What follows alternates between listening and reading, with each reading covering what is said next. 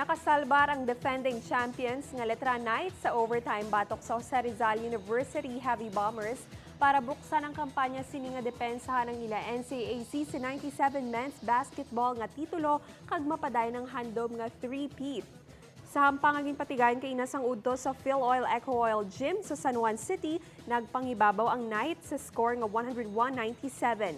Ang kadalagan sang Knights ang ginpangunahan sang best player of the game nga si Kurt Rayson nga nakatigayon sang 31 points, 5 rebounds, 5 assists kag 2 steals.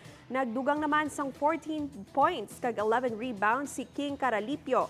Bangod sa kalutusan, nahulog sa 0-2 win-loss record ang Heavy Bombers sa team standings.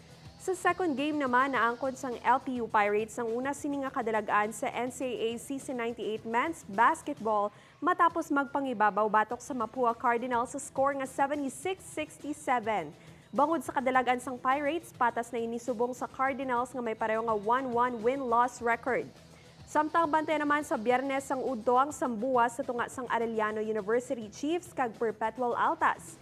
Ini ang pagasundan sang Hampang sang San Sebastian Golden Stags kag CSB Blazers sa Phil Oil Eco Oil Gym.